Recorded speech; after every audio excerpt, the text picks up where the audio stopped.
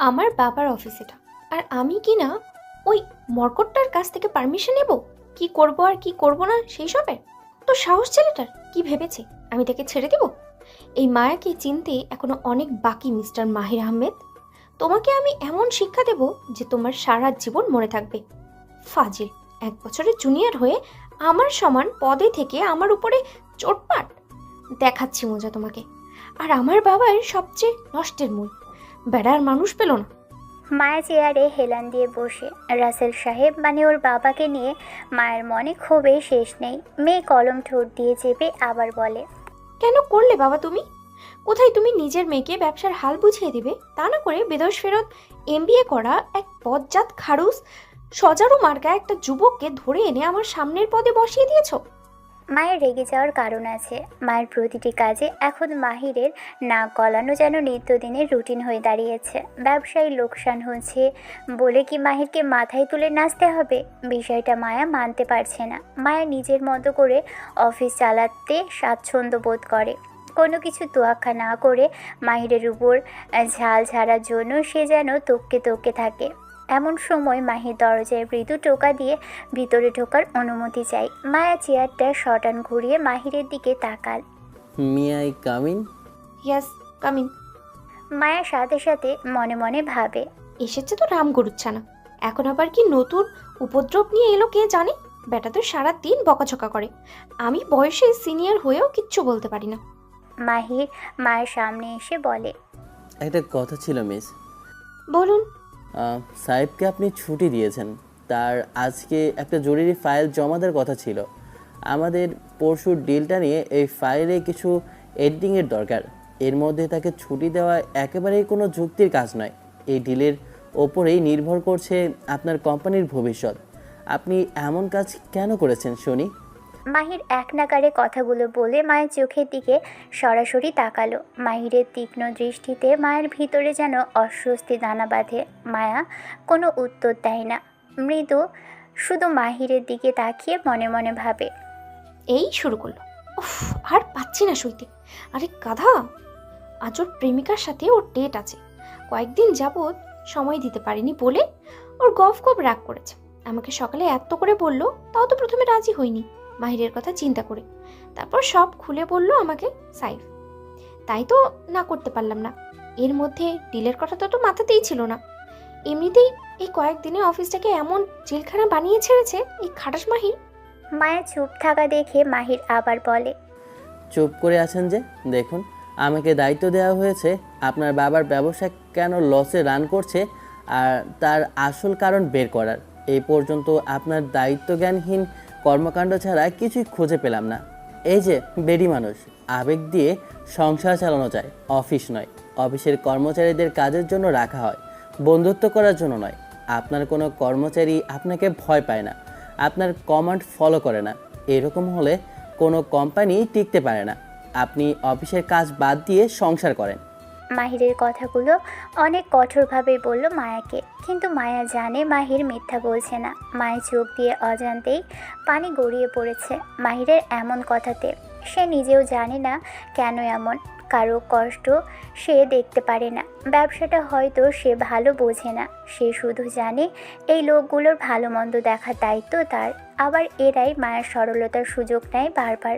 মায়া বোঝে, তবুও কঠোর হতে পারে না স্টাফদের প্রতি। এমনকি মাহির ছোট হয়ে তাকে এমন কথা শোনায়, তবুও কিছু বলতে পারে না। কোনো রকম নিজেকে সামলে মায়া কিছুটা মেজাজ দেখিয়ে বলে, কি বলছেন কি আপনি? হ্যাঁ, আমি উত্তর দিচ্ছি না বলে যা খুশি তাই বলবেন? শুনুন, ভুলে যাবেন না আপনিও আমার কর্মচারী। প্রথমে নিজে মালিককে সম্মান দিতে শিখুন। মায়াকে কাঁদতে দেখে মাহিরের ভিতরটা একটু হলেও কেঁপে ওঠে। তার নিজের বলা কথাগুলো কি বেশি কঠোর হয়ে গেল? কিন্তু মায়ার মুখ থেকে যখন কর্মচারী শব্দটা শোনে তখন মাহির থমকে যায়। মায়ের বাবা রাসেল সাহেব তাকে নিজের ছেলের মতো স্নেহ করে, আর মায়া কিনা তাকে সির্ফ কর্মচারী বলে অপমান করলো। এটা মাহিরের কল্পনার বাহিরে ছিল। সে নিজেকে সামলে নেওয়ার চেষ্টা করে বলে, ওকে ফাইন, আমি এক্ষুনি চলে যাচ্ছি। কর্মচারীকে এত কথা বলতে হয় না, চলে যাই তাহলে। আপনি শান্তি পাবেন তো? আপনার মতো মাথা মোটা রাগী মেয়ের সাথে, সরি, বসের সাথে কাজ করার আমার কোনো দরকারই নেই। নিজে তো কোনো কাজ পারেনি না, আবার অকারণে অপমান করে। অজাহিরা কোথাকার। মায়া মাহিরের কথাই শিউরে ওঠে। অফিস থেকে মাহির চলে গেলে রাসেল সাহেবকে সে কী জবাব দিবে? মাহিরের প্রস্থানের চিন্তায় মায়ের বুকের ভিতরটা হঠাৎ ফাঁকা হয়ে যায়। সে কোনোভাবেই মাহিরকে যেতে দিতে পারে না। কেন চলে যাবেন? কর্মচারী বলেছি তাই? এতক্ষণ যাদের কথা বললেন তাদের সাথে আপনার কথা মতো ব্যবহার করলে তারাও মন খারাপ করতে পারে। চিন্তা করে দেখুন। আর আপনি কি কম নাকি? আমাকেও কত অপমান করলেন। আমি তো শুধু একটা কথাই বললাম মাত্র। না, অফিস ছাড়া যাবে না। আপনার বাবা অর্থাৎ রাসেল আঙ্কেলকে যে কথা দিয়েছি তা রক্ষা করতে হবে। আপনি না চাইলে যাব না। মাহির মনে মনে ভাবে, মায়াকে না দেখে থাকাও যে দিন দিন দুষ্কর হয়ে উঠছে। তাকে না দেখে থাকতেও পারবো না। সে নিজেকে সামলে মায়াকে প্রশ্ন করে, এখন আপনি সাইফের রিপ্লেসমেন্ট কিভাবে করবেন? আপনি করবেন? কেন আমি করব? আপনি করবেন। শুনেছি বিদেশ থেকে পড়াশোনা করে এসেছেন। রাগ আর বড় বড় কথা ছাড়া তো কিছুই দেখিনি এই কয়েকদিন। এবার আপনার আন্ডারে এই ডিলটা হবে। দেখি শুধুই মুখেই চালাতে জানেন নাকি বুদ্ধিও চলে। হাতের কাজটাও তো দেখা হবে। ওহ, ভালোই তো বললেন। তবে করতে পারি, কিন্তু শর্ত আছে একটা। Excuse me, I am the boss, okay? কিসের শর্ত? বসকে কে শর্ত দেয়? হ্যাঁ, আমিও আপনার কর্মচারী নই।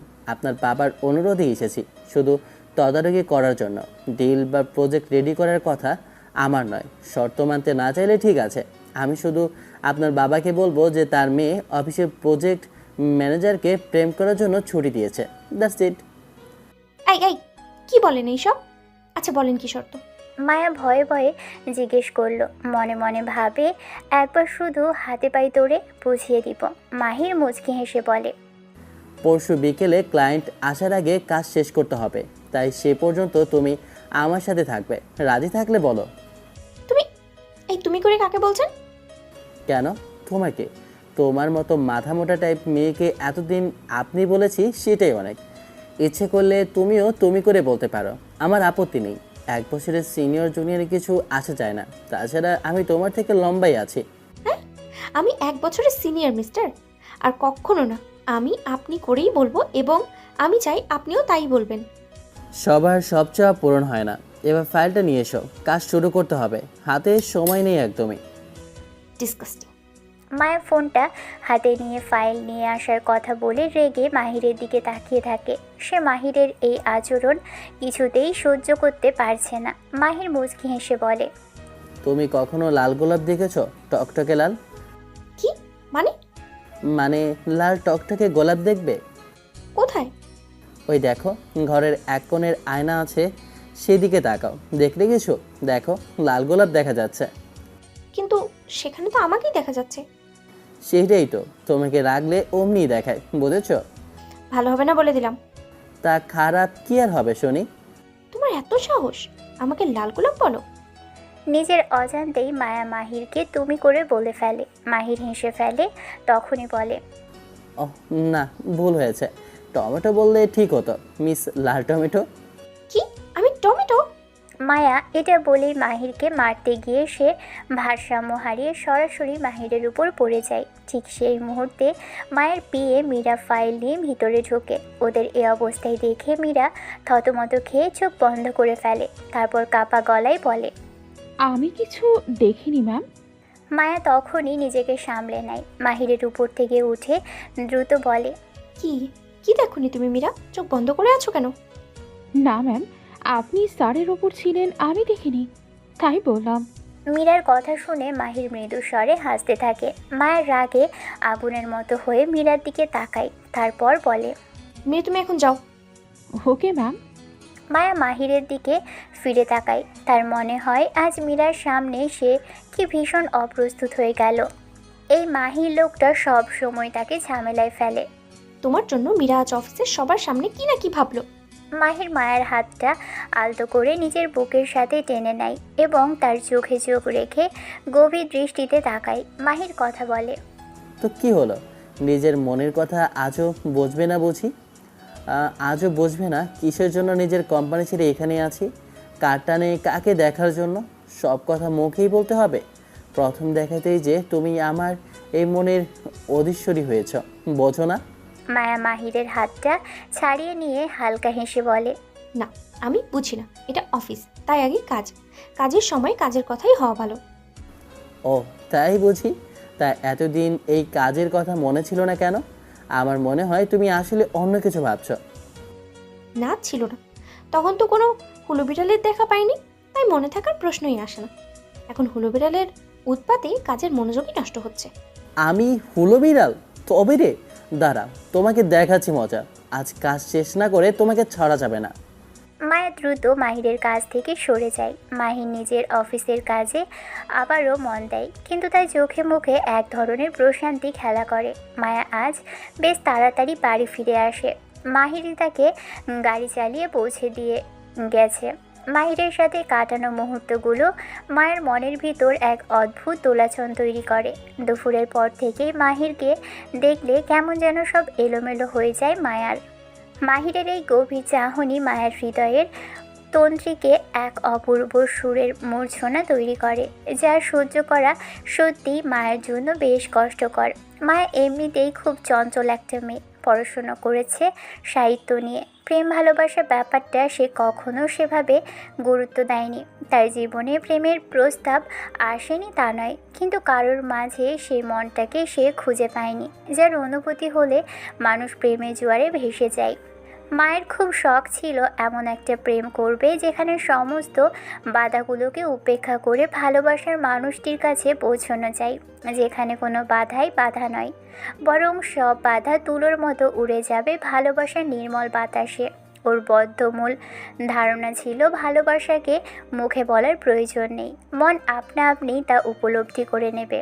আজ পর্যন্ত ওর জীবনে তেমন বিশেষ কেউ আসেনি, তাই প্রেমের জোয়ার ওর জীবনে ঠিকঠাক জমেনি। তবে মাহিরের বিষয়টা একদম আলাদা। ছেলেটাকে প্রথম দিন দেখে মায়ের বিরক্ত লাগলেও কখন যে সে মায়ের জীবনের অপরিহার্য অংশ হয়ে উঠেছে তা মায়া নিজেও বুঝতে পারে না। বাড়িতে নিজের ঘরে এসে মায়া আয়নার সামনে দাঁড়ায়। আজকের ঘটনাটা স্মরণ করে মায়ের ফর্সা গাল দুটো লজ্জায় লাল টকটকে হয়ে ওঠে। আজ কি অদ্ভুতভাবে মাহির তাকে প্রপোজ করেছে। এতটা অদ্ভুতভাবে কেউ কাউকে প্রপোজ করে না। মায়া আয়নায় নিজেকে দেখে মৃদু কণ্ঠে বলে, আজব ছেলে একটা। এই সময় রাসেল সাহেব তার হুইল চেয়ারে বসে একাই মায়ের ঘরে আসেন। মায়া জানালার দিকে তাকিয়ে আপন মনে কথা বলছিল।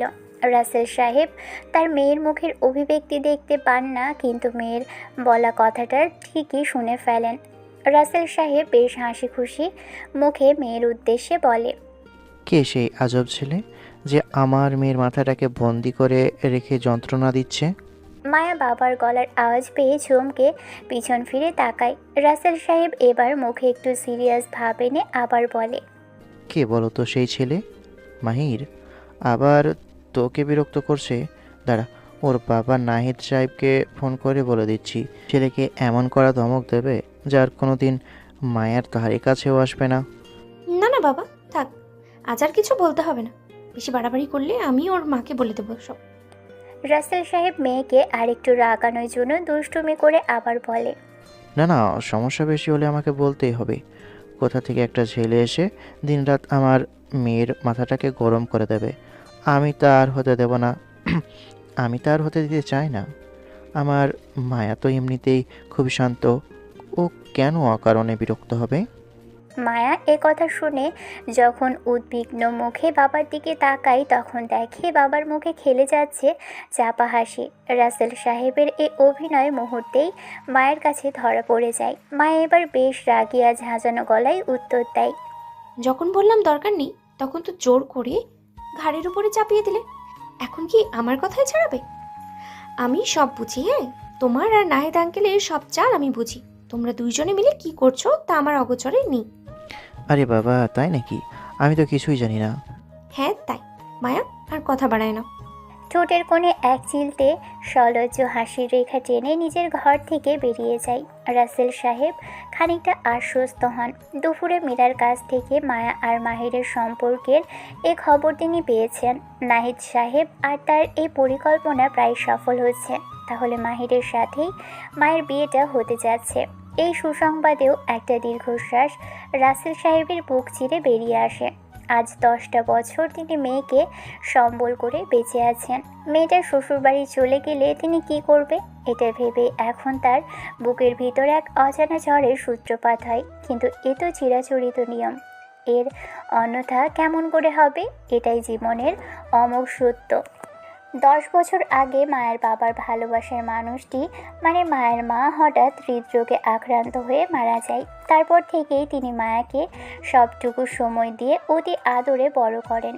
মেয়ের সাথে তার বাবা মেয়ের সম্পর্কে চেয়েও গভীর এক বন্ধুত্বের সম্পর্ক গড়ে ওঠে। কিন্তু হঠাৎ বছরখানেক আগে একটা বড় হার্ট অ্যাটাকে রাসেল সাহেবের পুরো শরীর প্যারালাইজড হয়ে যায়। ধীরে ধীরে কিছুটা সুস্থ হলেও শরীরের নিচের অংশের অনুভূতি তিনি চিরতরে হারিয়ে ফেলেন। তারপর থেকেই তার ব্যস্ত জীবনের ইতি ঘটে। যে ব্যবসাটি তিনি অতি কষ্টে দাঁড় করিয়েছিলেন তার দায়িত্ব দেন একমাত্র মেয়ের হাতে। তবে মায়া একটু বেশি সহজ সরল।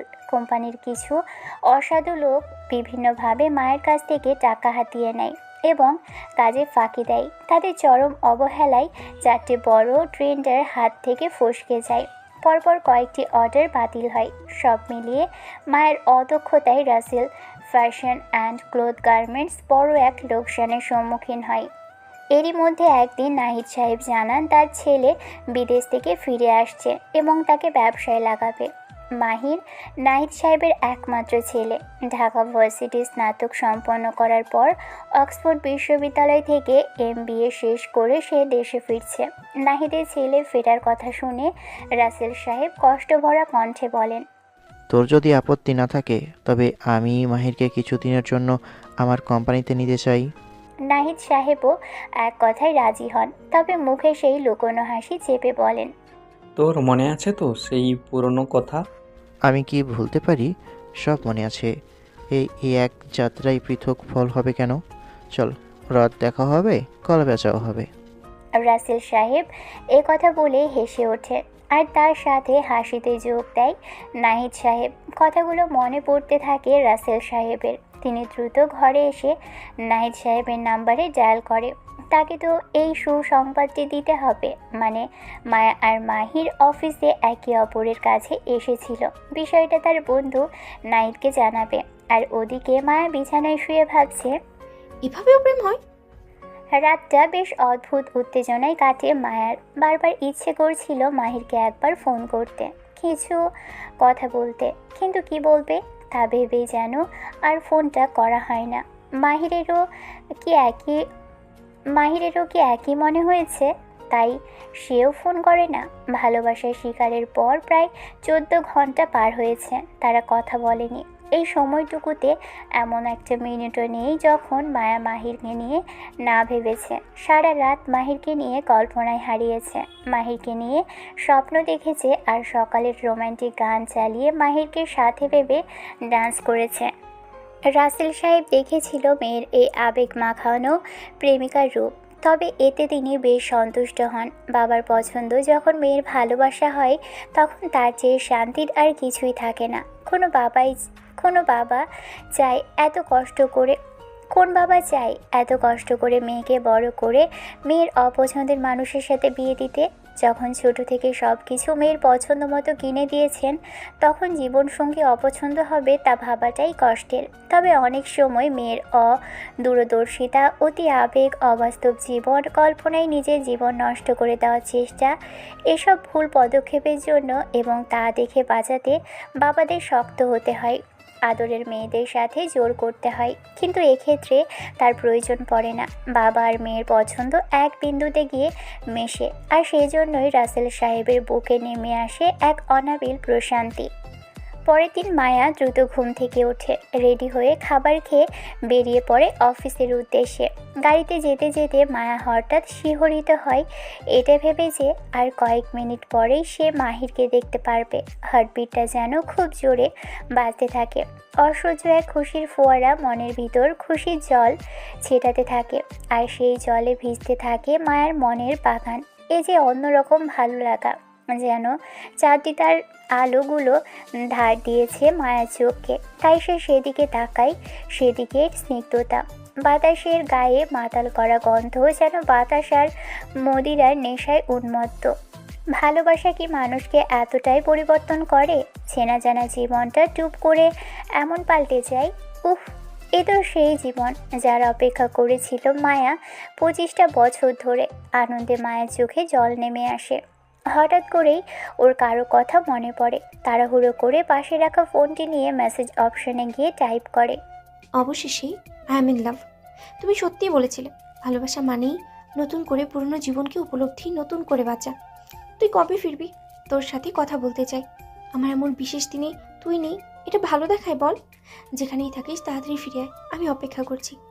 সেন্ড বাটনে চাপ দিয়ে মেসেজটা পাঠিয়ে মনটা আরও ভালো হয়ে যায় মায়ার। এ সময় ওর গাড়িটি 10তলা অফিসের গেট পার হয়। বুকে এবার ড্রাম বাজছে, যেন খুলেই আসবে কখন হৃৎপিণ্ডটা। ওদিকে বেলা 10টা পার হয়ে যায়। মাহির অফিসে অনেক আগেই এসেছে, কিন্তু এখনও মাহির মায়ের সাথে দেখা করতে পারেনি। তাই এবার মায়ের বেশ অভিমান হয়। কাজ কি মায়া থেকেও জরুরি? একবার এসে দেখা করলে কি হয়? কেমন হার্টলেস মানুষ! মায়া মনে মনে বলে। বচ্চার ছেলে, সারা রাত ওর জন্য ছটপট করলাম আর সে এখন আমার দিকে তাকালোই না। ফাজিল ছেলে, ইচ্ছে করছে যে কান ধরে টেনে আমার সামনে এনে বসিয়ে রাখি। ঠিক সেই সময় দরজায় নক হয়। এই বিশেষ মানুষটি তার পাগল করা কণ্ঠে পারমিশন চাই। মায়া চমকে ওঠে। মাহি তখন বলে, ইয়েস, কাম ইন। মাহির ভিতরে ঢোকার সাথে সাথেই মায়া হাতের কাছে থাকা একটা ফাইল নিয়ে মুখের সামনে প্রায় চেপে ধরে। মাহিরের কাছে যদি কাজটাই প্রধান হয়, তবে মায়া ওকে বোঝাতে চায় না যে সে কাল থেকে মাহিরের কথাই ভেবে যাচ্ছে। কিন্তু মাহির খুবই বুদ্ধিমান, সে ঠিকই বুঝে ফেলেছে মায়ের মনের অবস্থা। কারণ মায়া আজকে টিপটা সঠিক স্থানে বসায়নি। মাহির মায়ের এমন অবস্থা দেখে মাহির ভিতরে ঢুকে একটা হাসি দিয়ে বলে, গুড মর্নিং আপু। আপু? আপু মানে কি? আর গুড মর্নিং?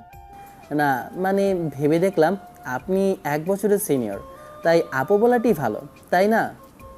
মায়া জোরে জোরে শ্বাস নেয়। মাহির এসে ফেলেছে। তখনই মায়া বুঝে গেছে মাহির মজা নিচ্ছে ওর সাথে। তাছাড়া বেলা 11টায় মাহির এসে মায়াকে গুড মর্নিং বলছে। ফাজিল ছেলে, বদের হাড্ডি। মায়া মনে মনে এসব বলেও মুখে শুধু গুড মর্নিং বলেছে, কিন্তু মাথা তুলে না সে। জোর করে মুখ গুজে ফাইল পড়ার ভান করে থাকে। কিছুক্ষণ সব কেমন নিস্তব্ধ। মায়া হঠাৎ অনুভব করে ওর কাঁধে কার নিঃশ্বাসের ছোঁয়া। ঝিমঝিম করে ওঠা শরীর এসে ব্যস্ত হয়ে তাকিয়ে দেখে ওর একদম পাশে মাহির হাসি মুখে দাঁড়িয়ে আছে। মাহির মায়ের দিকে ভ্রু কুঁচকে বলে, তুমি উল্টো দিকে ফাইল পড়তে পারো, জানতাম না তো। বেশ ট্যালেন্ট দেখছি। এত ট্যালেন্ট কোথা থেকে পেলে বলো তো মিস? মায়া এবার তার হাতের ফাইলটার দিকে তাকিয়ে দেখে সে এতক্ষণ সেটা উল্টো করে ধরে আছে। তাড়াতাড়ি হাতের ফাইলটা রেখে বেশ জেদি কণ্ঠে বলে ওঠে, আমি এমন অনেক কিছুই পারি, সেটা তোমাকে কেন বলবো? তার মানে মহারানীর রাগ হয়েছে। কিন্তু কেন হয়েছে না বললে কি করে বুঝবো? শুনেছি প্রেম করলে মানুষ তার মনের মানুষের প্রতিটা চাওয়া অনুভব করতে পারে। কই, এখন তো দেখছি সব মিথ্যে কথা। হ্যাঁ তাই, সব একদম মিথ্যা কথা। তবে আমি তোমার অভিমানের কারণটা মনে হয় বুঝেছি। লজ্জারাঙা মুখে প্রশ্ন করে, কি কি বুঝেছো তুমি? আমি এতক্ষণ তোমার কাছে আসিনি, এই জন্যই তো নাকি? তা এলে না কেন?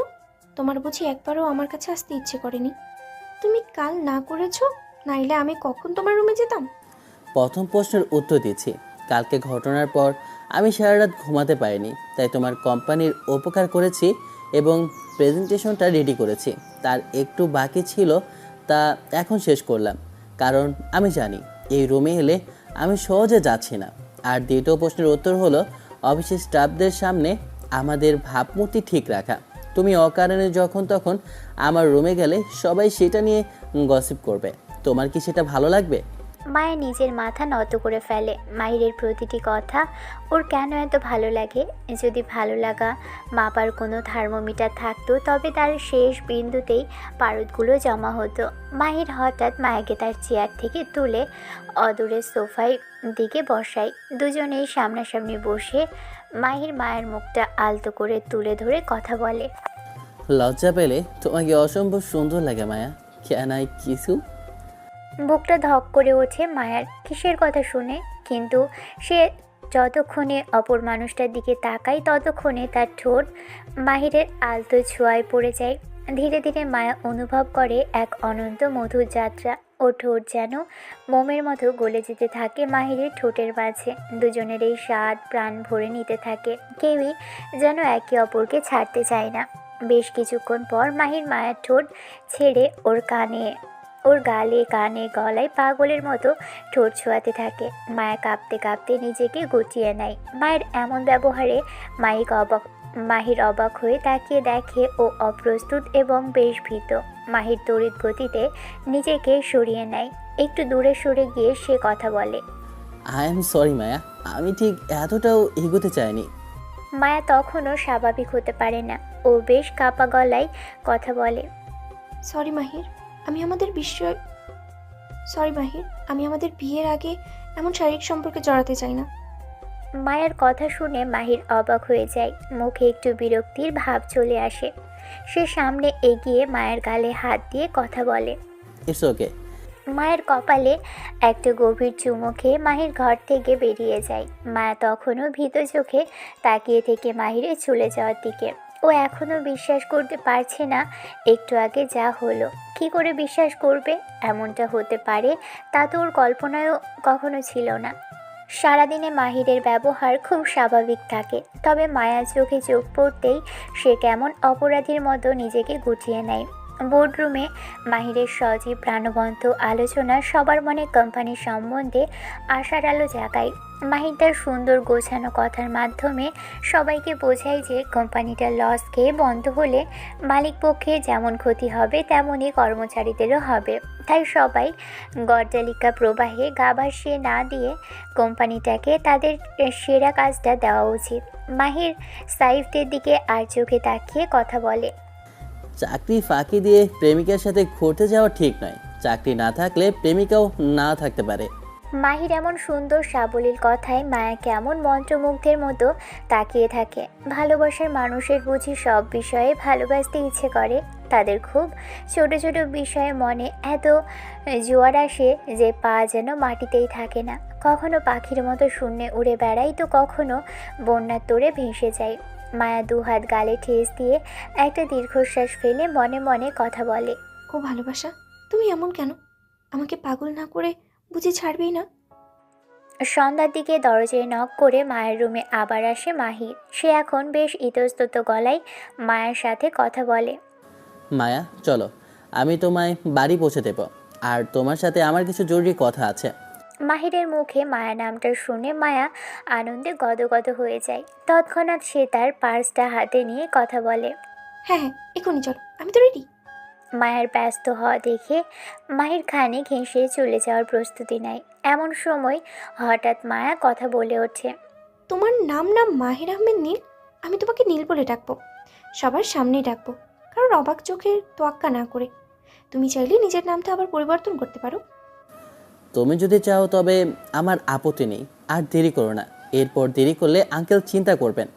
মায়া বড় বড় পা ফেলে মাহিরের কাছাকাছি এসে কথা বলে। দেরি তো তুমি করছো, আমি তো তোমার আগেই আছি, দেখো। মায়া মাহিরের আগেই ঘর থেকে বেরিয়ে যায়। মায়ের দিকে তাকিয়ে মাহির হেসে ওঠে। সে মনে মনে কথা বলে, একটা আস্ত পাগলি। আবার কিছুক্ষণ পরেই ওর মুখে কেমন একটা ভয় চেপে বসে। মায়া অবাক হয়ে লক্ষ্য করে যে মাহির ওকে একটা অভিজাত রেস্টুরেন্টে নিয়ে এসেছে। মায়ের প্রিয় ক্যাচাচিনো আর মাহিরের পছন্দের ব্ল্যাক কফি অর্ডার দিয়ে ইতস্তত মুখে বসে আছে মাহির। বেশ কিছুক্ষণ পরও মাহিরকে নীরব দেখে মায়ের উত্তেজনা কেটে যায়। সে মোটামুটি বিরক্ত হয়ে বলে। কি হলো? আধ ঘন্টা হলো, কি বলতে চাইছো আর আটকে যাচ্ছ? বলবে না কিছু? এমন চুপ করে থাকার বা আটকানোর কি হলো? মাহির এবার চোখ বন্ধ করে শেষবারের মতো নিজেকে খানি গুছিয়ে নিয়ে বলে। মায়া, আমি তোমাকে আজ কিছু কথা বলতে চাই। তো বলো, এ নিয়ে এত ভাবার কি হলো? বিষয় আছে বলেই বলছি। ওকে, আমার কথা শেষ না হওয়া অবধি তুমি মুখ খুলবে না। মায়া মাহিরের কথায় সম্মতিস্বরূপ উপর নিচে মাথা নাড়ায়। মাহির এবার বেশ জোরে সাথে এক নিঃশ্বাসে বলে। আমার জীবনে তুমি প্রথম প্রেম নাও। মানে? আমি যখন প্রথম প্রেমে পড়ি তখন আমি ক্লাস 11-এ পড়ি। সেটা 3 মাসের মাথায় ভেঙে যায়। সেই থেকে শুরু আমার ভালোবাসা নিয়ে খেলার জীবন। মায়ের দিকে তাকিয়ে মাহির বলে, আমি যখন প্রথম প্রেমে পড়ি তখন আমি ক্লাস 11-এ পড়ি। সেই প্রথম প্রেমের ঘোর কাটতে না কাটতেই 3 মাসের মাথায় তা ভেঙে যায়। সেই থেকে শুরু হয় আমার ভালোবাসা নিয়ে এক অস্থির খেলার জীবন। সত্যি বলতে কি মায়া, আমি তোমার মতো এত ইনোসেন্ট বা সহজ সরল নই। আমি যখন বিদেশে ছিলাম তখন যখন ইচ্ছে হতো বন্ধুদের সাথে ক্লাবে গিয়ে মেয়েদের সাথে অকারণে ফ্লার্ট করেছি। আমার জীবনটা তখন অনেকটা উদ্দেশ্যহীন ছিল। কোনো কিছুতেই সিরিয়াসলি নেওয়ার মতো মানসিকতা তখন আমার ছিল না। আর মায়া মাহিরের প্রতিটি কথা মন্ত্রমুগ্ধের মতো শুনছে। তার হৃৎপিণ্ডের গতি যেন বেড়ে গেছে। মাহিরের এসব কথা তার কল্পনাকেও হার মানায়, কিন্তু তবুও সে সবটা শুনতে চায়। তাই বিস্ময়ে মাখা কণ্ঠে মায়া বলে, আর তোমার সেই জীবন নিয়ে আমার খুব জানার ইচ্ছে করছে। তুমি কি এখনো সেই একই রকম আছো, নাকি আমার সাথে এই নতুন যাত্রায় সব কিছু বদলে যাবে? মাহির বেশ অপরাধীর মতো মাথা নিচু করে মাহির বলে, দেখো মায়া, আমি আজ সারাদিন এটাই ভেবেছি যে এই কথাগুলো তোমায় বলার ঠিক হবে কিনা। আমার খুব ভয় হচ্ছিল যে তুমি হয়তো আমাকে ভুল বুঝবে, কিন্তু পরে মনে হলো আমরা যখন একটা নতুন সম্পর্কে ভিত্তি তৈরি করতে যাচ্ছি তখন নিজেদের দিক থেকে একদম সৎ থাকাই ভালো। আমি চাই না আমাদের মাঝখানে কোনো মিথ্যের দেয়াল থাকুক, কারণ আমি তোমাকে সত্যিই সম্মান করি এবং তোমাকে আমার জীবনে পেতে চাই। শুরু করতে যাচ্ছি মিস্টার, শুরু করতে যাচ্ছি কি? সকালে অফিসে এত বড় একটা ঘটনা ঘটিয়ে এত মিষ্টি একটা চুমু খেয়ে এখন তুমি বলছো শুরু করতে যাচ্ছি? তুমি কি একবারও ভেবে দেখেছো আমার মনের অবস্থাটা কি? বলো, আমাদের ভালোবাসা তো অনেক আগেই শুরু হয়ে গেছে, আজকাল তুমি এত দ্বিধাগ্রস্ত হচ্ছ। ওকে, তুমি ঠিকই ধরেছ, শুরু তো হয়েই গেছে। তবে আমার মনে হয় আমার অতীত জীবন সম্পর্কে তোমাকে সব কিছু পরিষ্কারভাবে জানানো উচিত, কারণ নিজেকে সামলানোর সময় বা ভুল শুধরে নেওয়ার সুযোগ এখনও তোমার কাছে আছে। পরে যেন অনুশোচনা করতে না হয়। মায়া কিছু বলতে নেয়, কিন্তু মাহিরের গভীর চাহনি দেখে দমে যায়। মাহির ওকে কথা বলতে নিষেধ করে দেয়। মাহির আবারও গভীর গলায় মাহির বলে, হ্যাঁ, যা বলছিলাম আর কি, বিদেশে থাকতে আমি একাধিক প্রেমের সম্পর্ক ও শারীরিক সম্পর্কে জড়িয়ে পড়েছিলাম। এটা সেখানে খুব স্বাভাবিক একটা বিষয় ছিল, কিন্তু আজ তোমাকে কাছে পেয়ে তোমাকে চুমু খাওয়ার সময় বুঝতে পারি চুমু কেবল দুটো দেহের মিলন নয়, তা দুটি আত্মার পবিত্র মিলনের শুরু। আমি যে অন্ধকার গলিগুলো পার হয়ে এসেছি, আজ তোমার আলোর সংস্পর্শে এসে নিজের ভুলগুলো বুঝতে পেরেছি। মায়া মাহিরের দিকে প্রশ্ন ভরা দৃষ্টিতে তাকিয়ে দীর্ঘশ্বাস ফেলে মায়া বলে, মানে তুমি কি এর আগেও অনেকেই এভাবে চুমু খেয়েছো? তোমরা ছেলেরা কি এতটাই সহজলভ্য শারীরিক সম্পর্কের কথা বলছো? আমার মনে হচ্ছে তুমি আমাকে একদমই চিনতে পারোনি। মাহির শান্ত গলায় নিজের অপরাধ স্বীকার করে। মাহির বলে, হ্যাঁ, করেছি। তবে এখন আমি একটা কথা জোরালোভাবে স্বীকার করতে চাই। আমি আজই প্রথম যেন প্রাণ ভরে সত্যিকারের পবিত্র একটা চুমু খেয়েছি। আমার মনে হয় তোমাকে পাশে পেলে আমি আমার অতীতের ভুলগুলোকে মুছে ফেলে নতুন করে বাঁচতে পারবো। তুমি কি সব কিছু জেনে শুনেও আমার এই অন্ধকার অতীতকে ভুলে আমাকে তোমার যোগ্য মনে করে পাশে নেবে? মায়া নীরব থাকে। মায়ের নীরবতা দেখে মাহিরের মুখে একটা গভীর বেদনার হাসি খেলে যায়। ওর বুকে চাপা ঝড় এতক্ষণে প্রবল আকার ধারণ করে। মনে হচ্ছে শ্বাস নিতেও কষ্ট হচ্ছে। মাহির মনে মনে ঠিক করে নেয় মায়া হয়তো এই সত্য জানার পর না বলবে। তাই বুকে জমা কষ্টগুলোকে চেপে মাহির মায়াকে তাড়া দিয়ে মাহির বলে, অনেক রাত হয়েছে, তোমার দেরি হয়ে যাচ্ছে মায়া, চলো বাড়ি ফেরা যাক। তোমাকে এভাবে আর বেশিক্ষণ আটকে রাখা উচিত নয়। মাহিরের মুখে মায়া ডাক শুনে মায়া চমকে তাকায় মাহিরের দিকে। মাহির মায়ের চোখের দিকে না তাকিয়েই নিজের মুখটা অন্যদিকে ঘুরিয়ে নেয়। মায়া ধীর পায়ে রেস্টুরেন্ট থেকে বেরিয়ে গাড়িতে ওঠে। মাহির গাড়ি দরজা লাগিয়ে দিয়ে ড্রাইভারকে বলে মায়াকে দ্রুত বাড়ি পৌঁছে দিতে। মায়া খুব ইচ্ছে হয় মাহিরকে ডেকে নিয়ে কিছু একটা বলতে, কিন্তু মনের কোথাও একটা চাপা যন্ত্রণা, একটা অদৃশ্য দেওয়াল ওর বুকটাকে আচ্ছন্ন করে রাখে। তাই মনের সব ইচ্ছেগুলো প্রকাশ করার শক্তি যেন বাতাসের সাথে উড়ে যায়। মাহিরের গাড়ি যখন মায়াকে নিয়ে দ্রুতবেগে বাড়ির অভিমুখে এগিয়ে যায়, মায়া ওর ফোনটা বের করে মেসেজ টাইপ করে, তোরা পৃথিবীর সব ছেলেগুলো কি এক? মেয়েদের শরীরে তোদের এতই ফ্যান্টাসি কেন? হ্যাঁ, খুব খুব মানসিক দ্বন্দ্বে আছি। যত তাড়াতাড়ি পারিস ফোন দে। রাত 1টার সময় মায়ের ফোন বেজে ওঠে। মায়া তখনও জানালার পাশে দাঁড়িয়ে গ্রিল ধরে দূর আকাশের অসীম শূন্যতার দিকে তাকিয়ে থাকে। ফোনটা বাজতেই তড়িঘড়ি করে এসে ফোনটা রিসিভ করে এবং প্রায় ঊর্ধ্বশ্বাসে মায়া বলে, হ্যালো রাহিন। ফোনের ওপাশ থেকে রাহিন ঝর্ণার ছন্দে হাসতে থাকে। সেই হাসি শুনে মায়ের রাগ কয়েক ধাপ বেড়ে যায়। বেশ সাজানো কণ্ঠে মায়া বলে, আই উল্লু কন্ডর ওরাং ওটাং, তুই সারা দিন থাকিস কোথায়? ফোনটা যদি বন্ধই রাখবি তাহলে কাছে রাখিস কেন? হ্যাঁ, তোকে যদি একবার হাতে পাই। আরে থাম থাম, তুই না প্রেমে পড়েছিস? তা তুই তখন থেকে আমার ফোনের আশায় হা করে বসে আছিস কেন? তোর প্রেমিক মাহিরের সাথে তো সারাদিন কথা বললি, এখন আমাকেও আমার প্রেমিকার সাথে কথা বলতে দে। সকাল থেকে কথা বলিনি, তাহলে ভাব কি অবস্থা আছে আমাদের সম্পর্ক। রাখ তোর প্রেম, আগে আমার সমস্যাটা শোন। ওহো, তোর প্রেম জরুরি, আর আমার প্রেম কি ফেলনা? নয়তো কি রে? বিয়ে তো করবি ওই চাশমিশ কিউটি প্রীতিকে, আর প্রেম করিস জগতের সব মেয়ের সাথে। আমার সামনে তুই প্রীতি বাদে অন্য কারোর সাথে প্রেম করবি, এটা বলতে লজ্জা করে না? না রে, খালি হাড়ি করে না। কি করবি তুই? প্রীতিকে গিয়ে বলবি তো বল। আমি কি তোকে নিষেধ করেছি? সে বেচারি সব শুনেও আমাকে বিয়ে করার থেকে নিস্তার নেই, সেটা কি তুই জানিস না? চুপ, আর একটা কথা বলবি না। এখন আমি বলবো, তুই শুনবি, বুঝেছিস? ওরে বাবা, তুই তো দেখছি ভায়োলেন্ট হয়ে গেছিস। আচ্ছা যা, আমি সাইলেন্ট হলাম, বল কি বলবি। দেখ, বাবার বন্ধু রাসেল আহমেদের ছেলে মাহির ছোট থেকেই বাড়ির বাইরেই থাকে। 2 মাস আগে MBA কমপ্লিট করে দেশে ফিরেছে। বাবা ওকে আমাদের বিজনেসে সাহায্য করতে বলে। আমাদের বিজনেসটা তো এমনিতেই লসে যাচ্ছিল, তাই না? সে তো লসে, তোর নিজস্ব অদক্ষতার কারণে যাচ্ছিস। এখন যদি মাদার তেরেসাকে কেউ বলে আপনি ব্যবসা করুন, তিনি পারবেন? পারবেন না। তো তুই কিভাবে এই বিশাল কোম্পানি সামলাতে পারিস আমি তো ভেবে পাই না। উফ, মাথা গরম করবি না বলে দিলাম। তোকে যে কত করে বললাম আমার অফিসে জয়েন কর, সেই বেলায় তো কচু।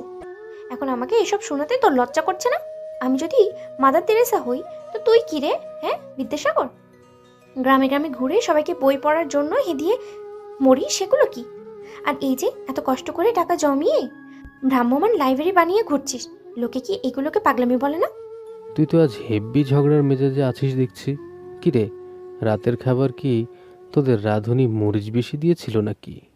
রাহিন, ভালো হবে না বলে দিচ্ছি। তোকে বলেছি আমার কথা শুনতে, বলতে বলিনি। ওকে সরি সরি, বল এখন। তো সেই অফিসে মায়ের সাথে আলাপ হলো, এবং জানিস, এই প্রথম আমার মনে হয়েছিল আমি সত্যিকারের ওকে মন থেকে চাইছি। ওকে দেখলেই কেমন মনে হতো, ও খুব আপন, খুব নিজের। তারপর তারপর কি হলো? কালো আমাকে প্রপোজ করে। তাই নাকি? তারপর কি করলি তুই? আজ সকালেও আমাকে চুমু খায়। রাহিন বিস্ময় প্রকাশ করে মায়ের বন্ধুর সাথে মায়া বলে, প্রপোজের প্রথম দিনই চুমু? তোরা তো আমার থেকেও ফার্স্ট দেখছি। আমার জীবনে এমন ভাগ্য কবে হবে কে জানে। তুই তো দেখছি আমার থেকেও বেশি রোমান্টিক হয়ে যাচ্ছিস দিন দিন। মায়া মাহিরের কথা ভেবে কিছুটা অস্থিরতা নিয়ে মায়া বলে, কিন্তু চুমু খাওয়ার পর ওর মনে নাকি অপরাধ বোধ আর দ্বন্দ্ব তৈরি হয়। তাই বিকেলে রেস্টুরেন্টে নিয়ে গিয়ে ও আমাকে ওর অতীত সম্পর্কে সব খুলে বলে। ও জানায় যে ওর অনেক গার্লফ্রেন্ড ছিল, ও অনেকের সাথে শারীরিকভাবে ঘনিষ্ঠ ছিল।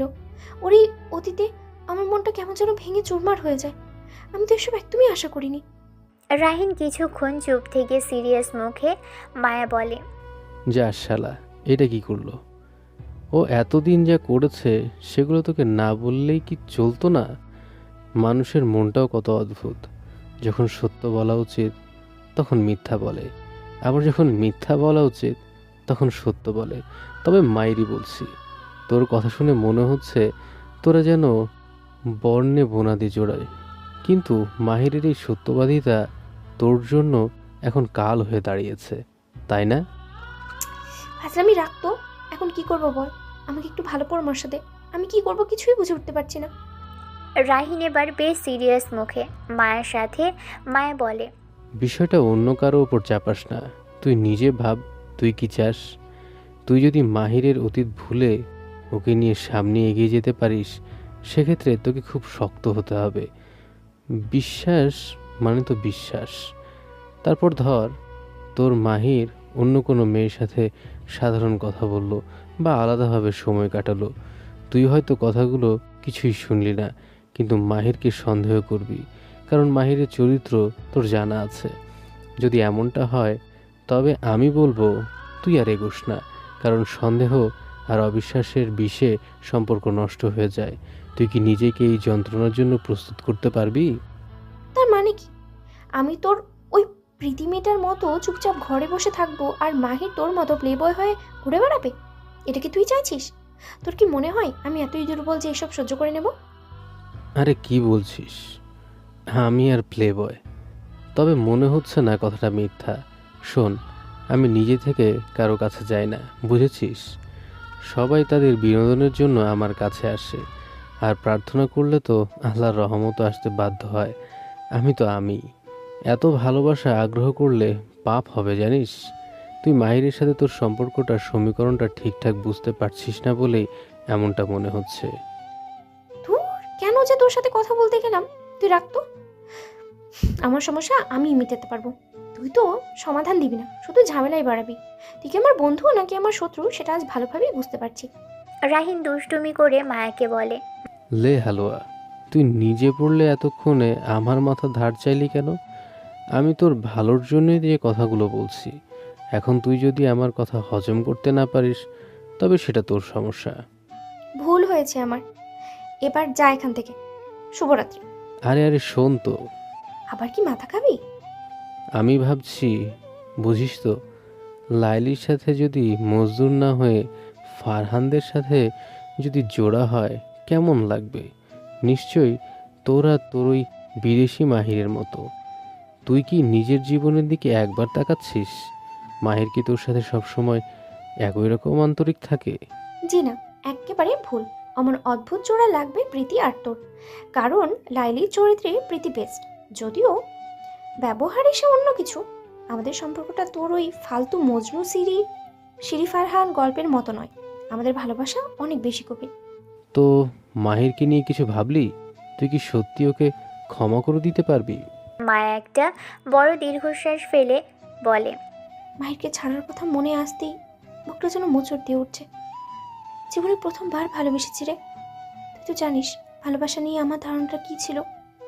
যাকে দেখলে আমার ভালো লাগবে, মন যার সাথে থেকে ক্লান্ত হবে না, যেখানে অফুরন্ত প্রশ্রয় আর অবিরাম কথার ফুল ফুটবে, যাকে দেখলেই মনে হবে তাকে আমি বিশ্বাস করতে পারি।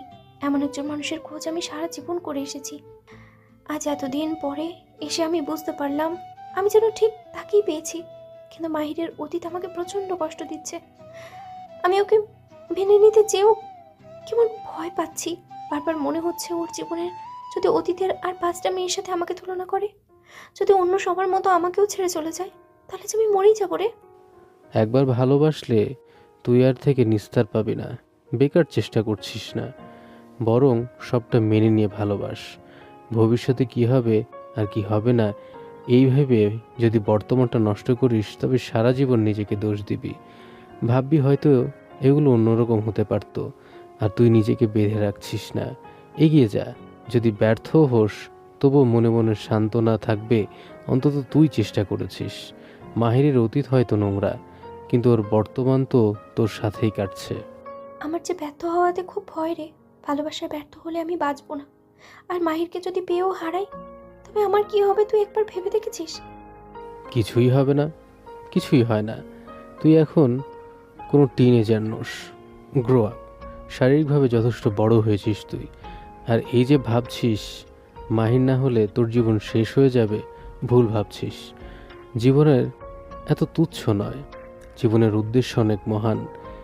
এই জন্য না তোর মতো মেয়েকে কিছুদিন বাড়ি থেকে ধাক্কা দিয়ে বাইরে বের করে দিতে হয়, বাস্তবটা বোঝার জন্য।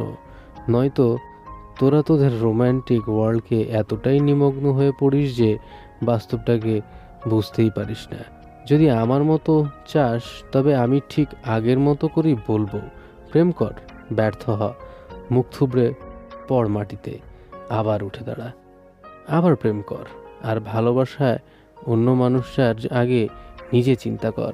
তুই নিজেকে ভালো রাখার জন্য প্রেম কর, তাহলেই বেঁচে থাকবি। কিরে, চুপ করে আছিস কেন? ভয় পেয়ে গেলি? মায়া ভয়ে ভয়ে বলে। তোর কথা শুনে আমার সত্যিই ভয় লাগছে, ভীষণ ভয় পাচ্ছি আমি। আমার মনে হচ্ছে আমি কোনো গভীর অন্ধকারের দিকে এগিয়ে যাচ্ছি। রাহিন বলে। সকালবেলা মায়া ও মাহির একটা কফি শপে এসে বসে। 6টার সময় মায়া মাহিরকে মেসেজ করে যে ও মাহিরের সাথে কথা বলতে চায়। আর ঠিক 9টার সময় মাহির মায়ার বাড়িতে গিয়ে ওকে নিয়ে কফি শপে আসে। মাহিরের চোখে আতঙ্ক, চাপা উত্তেজনা আর রাত জাগার স্পষ্ট ছাপ। মায়াও বেশ উত্তেজনা চেপে রেখেছে, তা দেখেই বোঝা যায়। সব সময় টিপটাপ সেজে থাকা মেয়েটা আজ খুব সাধারণ সাজে বসে আছে। মেকআপ নেই, লিপস্টিক নেই, চুলগুলোকে পনিটেল করে বেঁধে রেখেছে। হালকা কাজল টানা চোখগুলোকে ছোট ছোট করে মায়া বলে। তুমি কি আমাকে কথা দিচ্ছ যার কখনো অন্য কোনো মেয়ের দিকে তাকাবে না? আমার কি সেই অধিকারটুকু আছে এটা চাওয়ার? মাহিরের শ্বাস যেন আটকে আসে। চোখ থেকে বেরিয়ে আসা উত্তেজনার বিন্দুগুলোকে মুছে নিয়ে মাহির হেসে বলে। এ তো বড় ঝামেলার বিষয় মায়া। মেয়েদের দিকে একদম তাকানো যদি নিষেধ হয় তবে তো আমার খুব সাবধানে চলতে হবে। আমি তো এমনভাবে জীবন সাজাতে চেয়েছিলাম যেখানে শুধু তুমিই থাকবে, কিন্তু পৃথিবীটা তো অনেক বড়। তবে শোনো, আমি তোমাকে কথা দিচ্ছি যে আমার দৃষ্টির সীমানায় তুমি ছাড়া অন্য কোনো নারী কখনোই প্রাধান্য পাবে না। মায়া বেশ রাগী রাগী কণ্ঠে বলে। হ্যাঁ হ্যাঁ, তাই তো হবে। তুমি আমাকে কথা দাও, তুমি আমাকে প্রমিস করো যে আর কখনো অন্য কাউকে তুমি তোমার হৃদয়ে বা চোখের কোণে জায়গা দেবে না। আমি জানি না তুমি কেন এমন করছো, তবে আমার বিশ্বাস অর্জন করা তোমার জন্য খুব জরুরি এখন। মাহি চেয়ার থেকে উঠে মুখে আলতো হাসি এঁকে মায়ের সামনে গিয়ে দাঁড়ায়। তারপর উপস্থিত লোকজনদের অগ্রাহ্য করে মায়া ও মাহিরকে চেয়ার সহ ঘুরিয়ে নিয়ে মাহির ওর পায়ের কাছে হাঁটুতে ভর দিয়ে মায়ের নরম গালে দুহাত রেখে বলে। আমি কথা দিয়েছি আমি আমার বাকি জীবনটা এক পাগলিটার হয়ে কাটাবো। না নিজে অন্য কারো দিকে তাকাবো, না এই পাগলিটার দিকে কাউকে তাকাতে দেব। তুমি কি আমার এই কথা বিশ্বাস করতে পারো মায়া? আমি তোমাকে আজ সবার সামনেই নিশ্চিত করতে চাই যে আমার পৃথিবী এখন থেকে তুমি। মায়া বেশ বড় বড় চোখ করে বলে। এই যে হ্যালো, আমি তোমার কথাই বলছি। আমি তো এর আগে কখনো প্রেমই করিনি, আর আমার দিকে তেমন কেউ তাকায়ও না। ওকে, তুমি কেন অকারণে আমার সাথে এমনটা করছো আমি জানি না, তবে এই মুহূর্তটা আমার কাছে অনেক বেশি দামি। মাহির মায়ের ঠোঁটে একটা আঙুল দিয়ে মাহির বলে। ইস, এখন শুধু আমার কথা শোনো। আমার বলা শেষ হলে তুমি বলবে। মায়া, তুমি আমার পৃথিবীর সবচেয়ে সুন্দর আর মিষ্টি মানুষ। Maya, I love you. I want to be with you. I want to be with you still the end of my life. Do you love me? মায়ের চোখগুলো আরও একটু বড় হয়ে যায়, নিঃশ্বাস যেন আটকে আসে। মাহির ওকে অফিসিয়ালি প্রপোজ করে। সবার সামনে এত সুন্দর আর রোম্যান্টিক ভঙ্গিতে মাহিরের এই স্বীকারোক্তি মায়াকে আবেগপ্রবণ করে তোলে। ওর গালের উপর মাহিরের রাখা হাতে হাত রেখে মায়া কাঁপা গলায় বলে। I love you too. আমার মনে হচ্ছে আমি যেন স্বপ্নের মধ্যে বেঁচে আছি। চারিদিকে কিছু হাততালির শব্দ ওদের এই একাগ্রতাকে ভেঙে দেয়। তাদের এত সুন্দর আর নিষ্পাপ প্রেমের আবেদন ও গ্রহণ সবাইকে মুগ্ধ করে। দু একজন বেশ অভিনন্দনও জানিয়ে যায়। মায়া নিজের এমন ব্যবহারে লজ্জিত বোধ করে। ও যেন তখন বুঝতেই পারে না এটা পাবলিক প্লেস আর সব মানুষ ওদের দিকে তাকিয়ে আছে।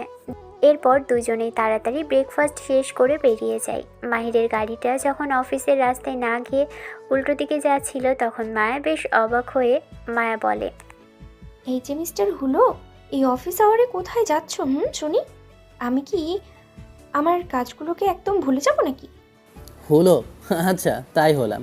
হলো আজ থেকে তার মিনির দেখা পেয়েছে, তাই এলাকায় চষে বেড়াতে যাচ্ছে। আমাদের সম্পর্কের এই নতুন অধ্যায় শুরু করার জন্য একটু একান্ত সময় প্রয়োজন, তাই না মায়া? আমি মিনি? তোমার সাহস তো কম না, আমাকে তুমি মিনি বলে রাখছো? আমি হলে তুমি মিনি বকি। আমাদের এই সম্পর্কের মধ্যে এই নামগুলো বেশ মানিয়ে যায়, তাই না? আচ্ছা, আর বলবো না তোমাকে হলো। আজ থেকে আর কখনো তোমাকে অন্য কোনো নামে ডাকবো না, শুধু মাহির বলেই ডাকবো, বুঝছে? সে তোমার ইচ্ছা। তবে শোনো মায়া, আচ্ছা বাদ দাও, তুমি একটা কথা বলো তো, আমার সব শোনার পর তুমি কি করে আমাকে বিশ্বাস করলে? আমার তো সারা রাত ঘুমই হয়নি, বারবার মনে হয়েছে আমি বোধহয় তোমাকে সারা জীবনের মতো হারিয়ে ফেললাম। মায়া এবার একটু স্বভাব বিরোধী উদাস ভঙ্গিতেই বলে, নিজেকে আর একটা চান্স দিলাম। জীবনে প্রথম আমি ভালোবেসেছি, তাকে এত সহজে ছাড়তে পারি না। আমার বিশ্বাস তুমি এখন থেকে ঠিক বদলে যাবে এবং আমাদের এই নতুন সম্পর্কের মাঝে কোনো পুরনো ছায়া পড়বে না। বদলে যাব মায়া, কথা দিচ্ছি। তুমি দেখো, আমাদের এই নতুন জীবনে আমি আমার পুরাতন জীবনের কোনো ছাপ পড়তে দেব না। মাহির একটা হাতে মায়ের হাত শক্ত করে ধরে আবার মাহির বলে, শুধু তুমি কখনো আমাকে ভুল বোঝো না। দেখো, আমি শুরুতেই তোমাকে সবটা বলেছি। আশা করি পরবর্তীতে এমন কিছুই আমাদের মনে আসবে না যা আমাদের মধ্যে ভুল বোঝাবুঝি তৈরি করে। আমি আমার ভুলের প্রায়শ্চিত্ত করতে চাই তোমাকে ভালোবাসার মাধ্যমে। মায়া মাথা নাড়ায়। মাহির আবারও বেশ সিরিয়াস ভঙ্গিতে মাহির বলে, আমি ঠিক করেছি আমাদের বিয়ে না হওয়া পর্যন্ত আমি আমাদের মধ্যে কোনো শারীরিক সম্পর্কে আশ্রয় দেব না। আমরা ভালোবাসবো শুধু মন দিয়ে। মানে আমাদের সম্পর্কের মধ্যে কি কোনো দূরত্বের দেয়াল তৈরি করছো নাকি? বিয়ের আগে আমরা নিজেদের মর্যাদা বা ধৈর্যের বাঁধ ভাঙব না। আমাদের ভালোবাসা হবে পবিত্র এবং সংযত। মানে চুমো না? তুমি কি আমাকে একদমই কাছে পেতে চাও না? মাহির এবার তাকায় মায়ের দিকে। গাড়িটা তাদের গন্তব্যে পৌঁছে যায়। সে গাড়িটাকে দাঁড় করিয়ে মায়ের দিকে কিছুটা এগিয়ে যায়। মায়ের মুখটা আলতো করে ধরে 2 মিনিটের একটা প্যাশনেট চুমু সম্পন্ন করে মাহির বলে, না, চুমোতে কোনো বাধা নেই, বরং মাঝে মাঝে বুকের তৃষ্ণা মেটাতে এটা আমাদের জন্য একটা টনিকের মতো কাজ করবে। মায়া লজ্জা মাখানো হাসি হেসে উঠে মাহিরের কথা শুনে। নিজেকে খানিক সংযত করে মায়া বলে, না না, তা হবে না। বন্ধ মানে সব বন্ধ। আমাদের সব সীমানা এখন থেকে বিয়ের পরেই খোলা থাকবে। মাহির জানে মায়া তর্কের খাতিরে এমনটা করছে, তাই একটু একটু হেসে মাহির বলে, তাহলে তুমি যেমনটা বলবে তেমনটাই করব। তোমার প্রতিটি ইচ্ছাই আমার কাছে এখন পরম সত্য। ভালোবাসা বুঝি এমনই হয়? অবাধ্য হয় মন। দিন রাতের হিসাব এখন রাখে অন্যজন। সে থাকলেই রাতের বেলাও সূর্য মামা ওঠে, আর দূরে গেলে দিনের বেলায়ও অকাল গ্রহণ লাগে। গ্রীষ্মকালেও শিউলি ফোটে মনের বাগান জুড়ে। ভেজা ঘাসে পা ভিজে যায় শুষ্ক মরুতে বসে। আয়না দেখতে ভীষণ লজ্জা, সেটা অন্য কারোর চোখ। তবুও যেন আয়না সাথী, সে দিন হোক বা রাত হোক। ভালোবাসায় পাগল হয়, নাইলে এমন কেন লাগে? একজনের বুকের শব্দ কেন অন্য বুকে জাগে? মনের ঘরে ভাবনাগুলো অবাধ্য হয় রোজ। স্বপ্নগুলো সত্যি করার এই যে ভীষণ কঠিন রোগ।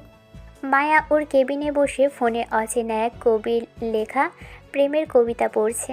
মাহিরের হঠাৎ উপস্থিতি। কি ভাবছো মেনি?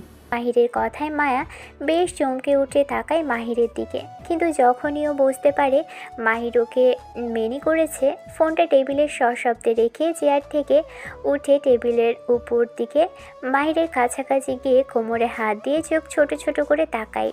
মায়া মাহিরের দিকে তাকিয়ে রাগী গলায় বলে, তুমি আমাকে কি বললে?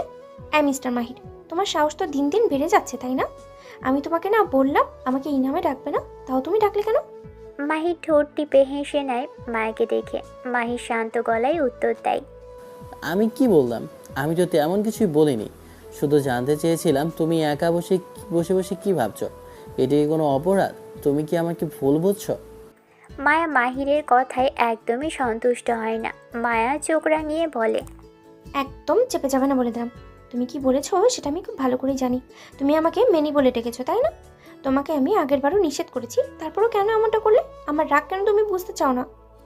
মাহির মুচকি হেসে নিজের মুখটা ঘুরিয়ে নেয়। মাহির তখন মায়ের দিকে তাকিয়ে বলে, ওহ মেনি, হ্যাঁ বলেছি তো, তাতে এত রাগ করার কি আছে? আমি তো আদর করেই ডাকি। তুমি কি জানো না, মানুষ যাকে ভালোবাসে তাকে আদর করে কত কি বলে ডাকে? আমার কাছে তোমার এই নামটা খুব মিষ্টি লাগে। তোমাকে আমি সেদিন বলেছিলাম না জিমিনি বলে ডাকবে না, তারপরেও কেন ডাকলে? আমি কি তোমার সাথে কোনো মশকরা করেছি বলে মনে হচ্ছে? আমার নাম মায়া, আমার নামেই আমাকে ডাকবে, অন্য কোনো ফালতু নামে নয়। মাহির এবার মায়ের চোখে চোখ রেখে এক হাত দিয়ে মায়ের কোমরটায় জড়িয়ে ধরে মুখটা মায়ের কানের কাছে নিয়ে এসে ফিস ফিস করে বলে, আই লাভ ইউ বিড়াল, স্পেশালি মিনি বিড়াল। খুব আদরের হয় বিড়াল, জানো? একবার কোলে নিলে আর রাখতেই ইচ্ছা করে না। তোমার মধ্যেও আমি ঠিক সেই আদরের ভাবটাই খুঁজে পাই। তুমি যখন রেগে যাও তখন তোমাকে ঠিক ওই বিড়ালের মতোই কিউট লাগে। আমি কি তোমাকে জড়িয়ে না ধরে থাকতে পারি? মাহিরের মুখ নিঃসৃত উষ্ণ বাতাস মায়ের কানে এমনভাবে আঘাত করে যে মায়ের শরীরের রক্ত চলাচলের গতি যেন কয়েকশো মাইল বেগে বেড়ে যায়। মায়া নিজের বেড়ে যাওয়া হৃদস্পন্দন স্বাভাবিক করতে দুহাতে মাহিরের কলার আঁকড়ে ধরে। লজ্জিত নয়নজোড়া মাহিরের নয়নে স্থাপন করে মায়ের মৃদু স্বরে বলে, খুব বিড়াল পছন্দ বুঝি? কই, এটা তো আগে জানতাম না। তুমি তো আমাকে আগে কখনো বলোনি যে তুমি বিড়াল এত পছন্দ করো। তাহলে কি আমাকে বিড়ালের সাথে তুলনা করবে? আমি কি তোমার কাছে শুধু একজন বিড়ালই? মাহির মায়ের দিকে গভীর দৃষ্টিতে তাকিয়ে বলে, বিড়াল পছন্দ, তবে 4 পাওয়ালা নয়, 2 পা বিশিষ্ট বিড়াল, যাকে আমি খুব সাবধানে ভীষণ আদরে বুকে রাখতে চাই সারা জীবন ভরে। তুমি তো জানো মায়া, আমার জীবনে তুমি ছাড়া আর কেউ কখনো এভাবে জায়গা পায়নি। আমি তোমাকে ছাড়া অন্য কাউকে এভাবে আপন ভাবতে পারি না।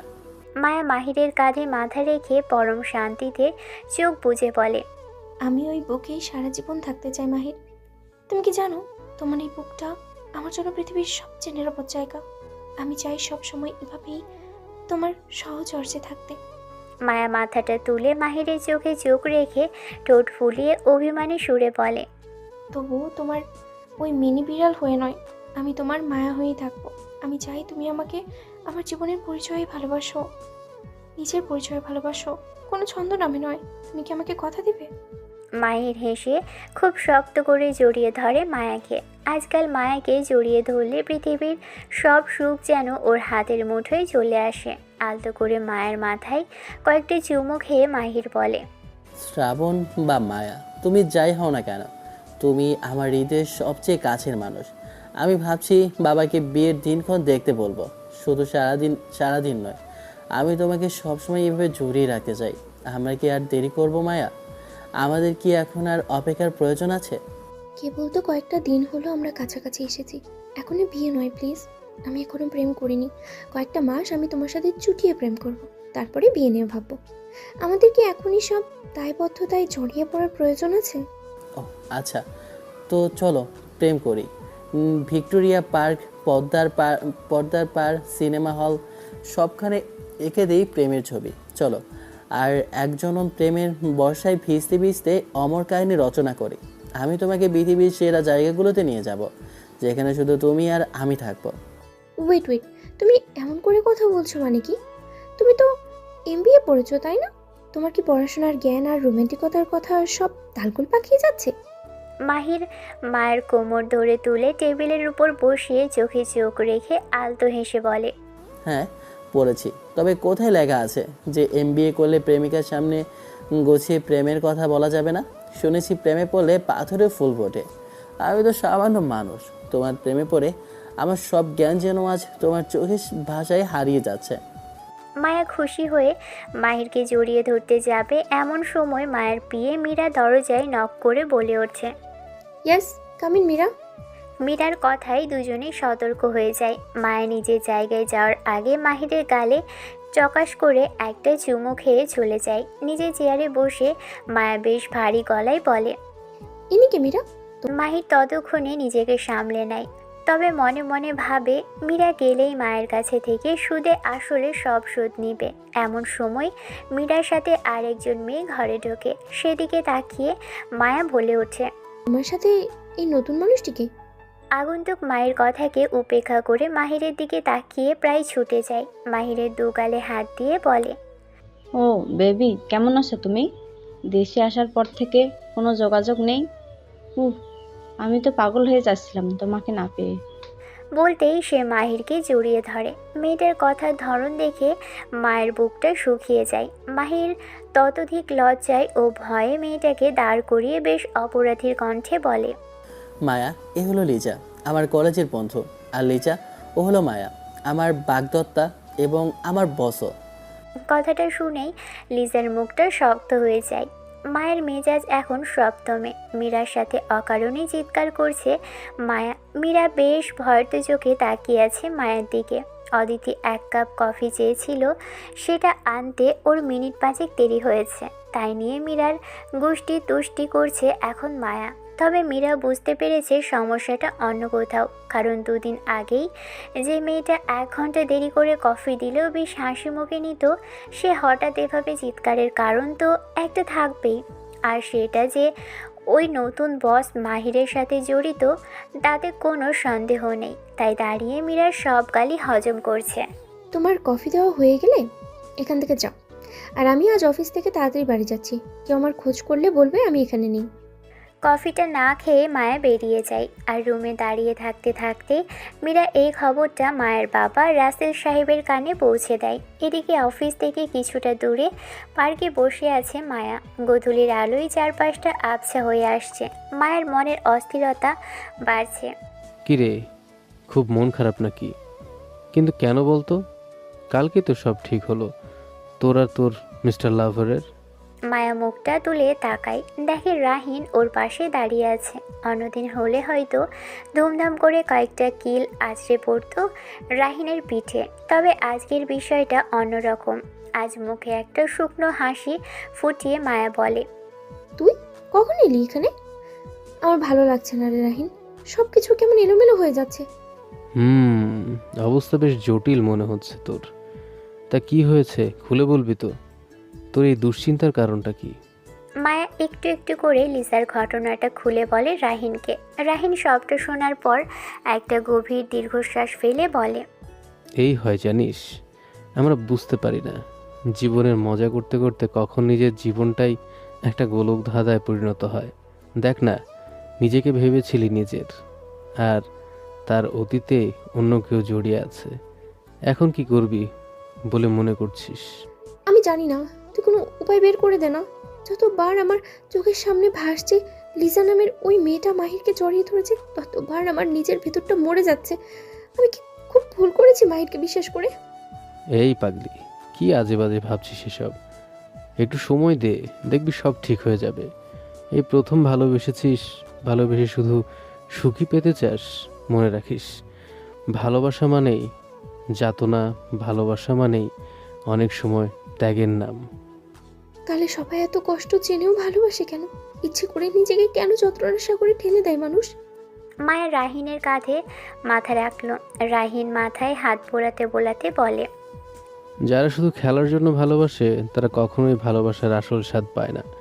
সত্যিকারের সংসার আর ছোট বাচ্চা পুতুলের সংসারের মধ্যে যেমন পার্থক্য আছে, তেমনি ভালোবাসার গভীরতার মধ্যে অনেক পার্থক্য আছে।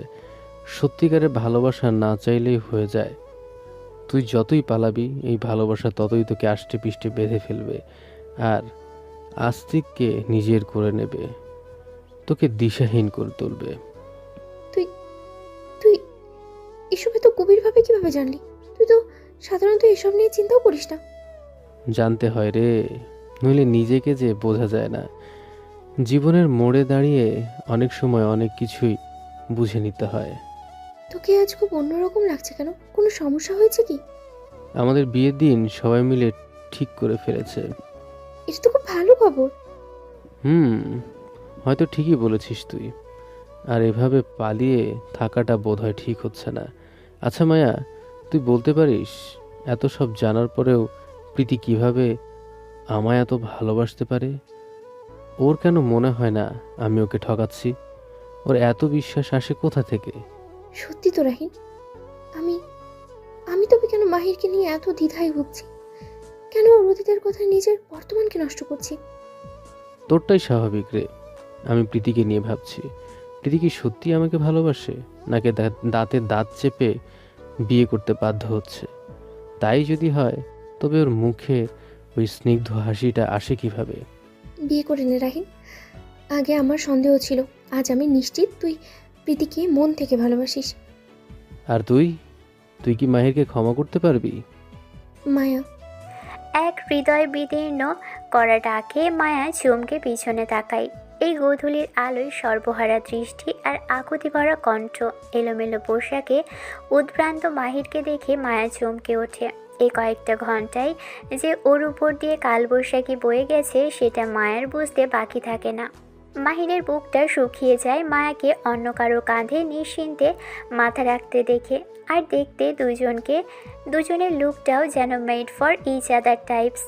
রাহিন যখন ওর হাত দিয়ে মায়ের চুলগুলো সরিয়ে দিচ্ছিল, মাহিনের বুকের ভিতরটাতে কেউ যেন জোরে জোরে ধারালো কুড়াল দিয়ে ফালা ফালা করে দিচ্ছিল। ওর পা দুটো কাঁপছিল। তবে কি চিরতরের জন্য ওর মায়া হারিয়ে গেল? এরপর কি মাহিরের জীবনে থাকবে শুধুই শূন্যতা? সেই শূন্যতার অনুভব থেকেই হয়তো শেষবারের মতো যতটুকু বিশ্বাস, যতটুকু শক্তিকে সাথী করে আর্তনাদ করে ওঠে মাহিরের মুখ থেকে। আর সেই আর্তনাদ সমপরিমাণ যন্ত্রণা সৃষ্টি করে মায়ের বুকেও। এতক্ষণ থেকে রাগে, অভিমানে, দুঃখে ফুঁসতে থাকা মেয়েটা নিমেষেই সব কেমন ভুলে যায়। মাহিরের বিধ্বস্ত চেহারা দৃষ্টিগোচর হতেই রাহিনকে ফেলে প্রায় ছুটে গিয়ে দাঁড়ায় মাহিরের সামনে। তবে সামনাসামনি হতেই আবারও মনে পড়ে যায় ওই লিসা নামক অতিথির কথা। তাই মুখে অভিমানের মেঘ জমিয়ে মায়া বলে, কেন এখন এই মায়ের খোঁজ কেন করছো? বেশ তো ছিলে ওই লিজার বাহুডোরে, যে তোমাকে 2 হাতে জড়িয়ে নিয়েছিল আদরে। আমি কি তোমার জীবনে কোনো জায়গা পাই না? শুধু কেউ আমাকে জড়িয়ে তুললো সেটুকুই দেখলে মায়া? তুমি দেখলে না সেই বন্ধন আমাকে আনন্দ না দিয়ে কত সংকোচ দিয়েছে? তুমি আমাকে অন্তত শেষবারের মতো হলেও কিছু বলার সুযোগ দিতে, তা না করে কাউকে না বলে এভাবে একা একা চলে এসেছো। আমি তো চিন্তায় পাগল হয়ে যাচ্ছিলাম। অন্তত একটাবার আমার পক্ষে কথা বলার সুযোগ দিতে। ওই লিজা আমার অতীতের অংশ, বর্তমানের কোনো অধিকারও নেই। কিসের সুযোগ? হ্যাঁ, কোনো সুযোগ নেই। আমি এত যত্ন করে আমার মনের ঘরে ভালোবাসার ফুল ফুটাবো, আর মুহূর্তেই যে কেউ ঝড় হয়ে এসে তা ভেঙে দেবে? আমি পারবো না বারবার এত সহ্য করতে। আমার কি কোনো সম্মান নেই? আমাকে ছাড়া তুমি থাকতে পারবে তো মায়া? তোমার কষ্ট হবে না? তুমি কি অন্য কাউকে নিয়ে সুখে থাকতে পারবে? এই ছেলেটাকে আমি জানি না, কিন্তু তোমার চোখে আমি অন্য কারো ছায়া দেখতে চাই না। রাহিন এতক্ষণ বেঞ্চে বসে ওদের কথোপকথন শুনছিল। এবার হাসতে হাসতে সামনে আসে। তোমাকেও তো ও জড়িয়ে ধরেছিল, তবুও দেখো আমার কোনো অভিমান হচ্ছে না। তবুও আমি বিশ্বাস করি তুমি শুধু আমাকেই ভালোবাসো মায়া। তোমার এই বন্ধুকে আমার ভয় নেই, আমার ভয় শুধু তোমার মনের দূরত্বকে। বাহ, তুমি ওকে নিয়ে এমন চিন্তা করছো কেন? আমাদের মাঝে অন্য কোনো জায়গা নেই? বাহ, তুমি ওকে নিয়ে এমন চিন্তা করছো কেন? আমাদের মাঝে অন্য কারোর কোনো জায়গা নেই। তুমি এইটুকু বিষয়ে এত বড় বড় চিন্তা করতে পারলে, আমি কি আর পারবো না? আমার বুকের ভেতরটা যে কেমন করছে তা কি তুমি একটু বুঝতে পারছো না? তোমার এই অবিশ্বাসের চেয়ে বড় কষ্ট আমার জন্য আর কিছুই হতে পারে না মায়া। তুমি পারবে কি পারবে না সেটা আমি জানি না, কিন্তু আমি পারছি না। আমি কি তোমার ওই লিজার মতো যে হুটহাট করে কারোর গলায় জড়িয়ে যাব? যখন ওই মেয়েটা শুনলো আমি তোমার বাগদত্তা, তবুও ও যেভাবে তোমাকে জড়িয়ে ধরলো তা দেখে আমার নিজের উপরই ঘৃণা হচ্ছিল। আমার কাছে সম্পর্কের পবিত্রতা অনেক বেশি গুরুত্বপূর্ণ মাহির। মাহির দীর্ঘশ্বাস ফেলে মায়ের দিকে তাকিয়ে বলে, আচ্ছা মানলাম লিজা ভুল করেছে, কিন্তু তুমি আমার কথা একটাবার শান্ত হয়ে শুনবে না? কাউকে কিছু না বলে তুমি শটান এভাবে একা একা এখানে চলে আসবে, তাও আবার একটা অচেনা ছেলের সাথে। এই ছেলেটা কে? তুমি আমাকে কখনো তো বলনি। কি হচ্ছে না? তুমি কি পাগল হয়ে গেছো? রাহিন আমার ছোটবেলার বন্ধু, ওকে নিয়ে কোনো কথা আমি শুনতে চাই না। আর ওর সাথে কারোর তুলনাও হবে না। ও আমার বিপদের দিনের সঙ্গী, ওর উপরে আমার পূর্ণ আস্থা আছে। ওহ সরি ব্রাদার, আসলে মায়া তো কখনো তোমার কথা আমাকে বলেনি, তাই আমি একটু ঘাবড়ে গিয়েছিলাম। তুমি নিশ্চয়ই বুঝতে পারছো আমার মনের আশাটা কেমন। রাহিন মাহিরকে চোখ টিপ দিয়ে একটু আশ্বস্ত করার ছলে হেসে বলে, এটা তো ভারী অন্যায় মায়া। তুমি মাহির সাহেবকে আমার কথাটা বলনি? আমি যে ভাবলাম তুমি আমার জীবনের সবচেয়ে গুরুত্বপূর্ণ মানুষের সাথে আমার পরিচয় করিয়ে দেবে। তবে যাই হোক মাহির ভাই, আপনি নিশ্চিন্ত থাকুন, মায়ার ওপর আমার অধিকার শুধু বন্ধুত্বের। কেন বলবো? আর কখন বলবো? উনি তো ব্যবসা নিয়ে সব সময় ব্যস্ত থাকে। আমার সাথে কথা বলার মতো সময় কি ওনার আছে? আর এই বান্দর রাহিন, তুইও তো ব্যস্ত, তোর প্যাশন নেই। তোরা দুজনেই একই রকম, আমাকে কেউ বুঝিস না। আর রাহিন, তুই তো জন্ম থেকেই আমাকে জ্বালাচ্ছিস। এই তোর বিয়ে কবে রে? আমি তোর বিয়েতে একটু শান্তি করে খাবো, তারপর পৃথাকে বলে দেবো যে এরপরে ও যেন তোকে খুব জ্বালায়, তুই যাতে আমার অশান্তির কথা বুঝতে পারিস। আরে থাম থাম, এই তো কিছুক্ষণ আগে তুই রাগে দুঃখে কাঁদছিলি মাহির বাবুর কথা ভেবে। সেটা তো এবার 360 ডিগ্রি ঘুরে আমার ওপর এলো কেমন করে? তুই দেখছিস সম্পর্কে হিসাব সব গুলিয়ে ফেলেছিস। আসবেই তো, তুইও তো একই রকম, সারাদিন মেয়েদের সাথে ফ্ল্যাট করে বেড়াস। উফ, আল্লাহ আমাকে এমন দুজন মানুষ কেন দিল? আমার জীবনে দুজন মানুষই, একজন প্রাক্তন লিজাকে নিয়ে মেতে থাকে, আর তুই সারা দিন পিছু নিস প্রীতির মতো আর অন্য মেয়েদের সাথে সময় কাটাস। মাহির সামনে এগিয়ে এসে মায়ের হাত ধরে অনুনয় করে বলে, তুমি বিশ্বাস করো মায়া, লিজার সাথে আমার আর কোনো সম্পর্ক নেই। আমি অনেক আগে ওর সাথে ব্রেকআপ করে নিয়েছি। ইনফ্যাক্ট ওর তো বয়ফ্রেন্ডও আছে, আর ও একটু গায়ে পড়ার স্বভাবের, তাই তখন এমনটা করেছে। বিদেশে এটা তো খুব স্বাভাবিক, হাই করা হাক করা, হাই করা বা হাক করা। তুমি এটাকে অন্যভাবে নিচ্ছ কেন মায়া? তুমি কি আমাকে একটু বিশ্বাস করতে পারো না? স্বাভাবিক? আর কি স্বাভাবিক শুনি? আর লিজা গায়ে পড়া, আর তুই কি সাধু পুরুষ? এখনই একটা বিষধর সাপ তোমার গলায় ঝুলিয়ে দিই, দেখি তো তুমি কেমন করে জড়িয়ে ধরো। সে বেলায় তো তিরিং বিরিং করে পালাবে, যেমনি একটা মেয়ে দেখলে অমনি সেরে গেলে। আমি মনে হয় কিছুই বুঝি না, তাই না? তোমার এই সাফাই গাওয়া আমার কাছে কোনো গুরুত্ব রাখে না। তোর এমন ইউনিক যুক্তিগুলো কোথায় পাস মায়া? আমাকে একটু ধার দিস তো। একটা মেয়ের সাথে বিষধর সাপের তুলনা। মায়ের ভাই, আপনি এখন কি করবেন? মায়ার রাগ ভাঙানো তো দেখছি বেশ কঠিন কাজ। হ্যাঁ, সাপই তো। একটা মেয়ের সাথে কমিটেড হওয়ার পরে অন্য মেয়েদের দেখলে সাবধান হওয়া উচিত, নয়তো এই সাপগুলোই তো বিষাক্ত হয়ে ওঠে। নাইলে মিস মায়ার কষ্ট হয়, তারপর সে নিজের রাগ সাপ হয়ে যায়।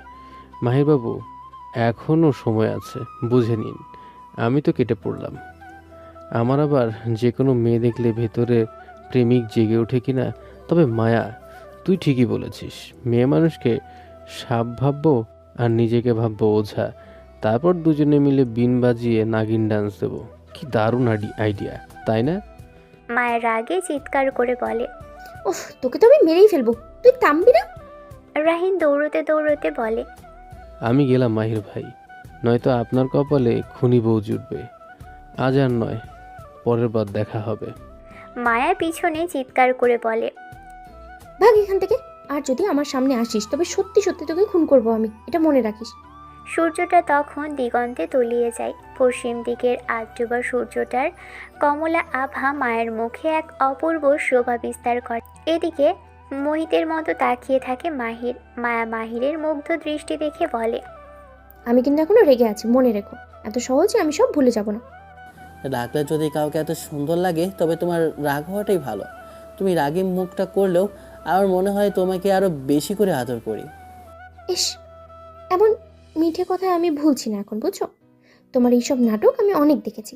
মাহির একটু হেসে জায়গাটার নির্জনতার সুযোগ নিয়ে মায়াকে তুলে চট করে কোলে বসিয়ে দুহাতে ওর পাতলা কোমরটায় জড়িয়ে ধরে বলে, আমি রাগ ভাঙাতে জানি তো, আমি জানি কিভাবে আমার মায়াকে খুশি করতে হয়।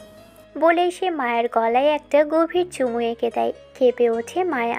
এর আগে মাহির তাকে এত গভীরভাবে কাছে টেনে নেয়নি। কাঁপা কাঁপা হাতে মাহিরের চুলগুলোকে শক্ত করে ধরে মায়া বলে, কি করছো তুমি? এখানে এসব কেউ দেখে ফেলবে তো। রাগ ভাঙাচ্ছি তোমার, এই রাগটুকু আমার কাছে অনেক দামি। এভাবে কি কেউ রাগ ভাঙায়? তুমি কি একটু লজ্জা পাচ্ছ না? মাহির মায়ের নরম গালে বেশ গভীর ঠোঁট ছুঁয়ে বলে, কেন পছন্দ হচ্ছে না? আমি তো শুধু আমার ভালোবাসা প্রকাশ করছি। মাহিরের ছোঁয়ায় শরীরের কোনায় কোনায় শিহরণ অনুভব করে মায়া। সে শক্ত করে জড়িয়ে ধরে মাহিরকে, কানে কানে ফিসফিস করে বলে, জানি না, যাও, তুমি বড্ড দুষ্টু হয়ে গেছো। মাহির হেসে ওঠে। মায়ের মুখটা তুলে কপালে আলতো করে চুমু খেয়ে মাহির বলে, আঙ্কেল চিন্তা করছেন, চলো ফিরি। আর হ্যাঁ, আমি বাবাকে বলেছি আমাদের বিয়ের দিনের ব্যাপারে আঙ্কেলের সাথে কথা বলতে। আমার এই পাগলিটাকে ছাড়া আমি আর এক মুহূর্ত থাকবো না। সে তোমার যতই আপত্তি থাকুক, আমি তোমাকে আমার জীবন সঙ্গিনী করেই ছাড়বো। আমার প্রেমটা তাহলে কি হবে? বিয়ের আগে আমি আরো সময় চেয়েছিলাম। সে বিয়ের পর যত খুশি করো শোনা। তাছাড়া বিয়ের দিন আস্তে আস্তে মাসখানেক তো সময় থাকবে, ওই সময়ের মধ্যে আমরা আমাদের প্রেমের সবটুকু গল্প লিখে ফেলবো।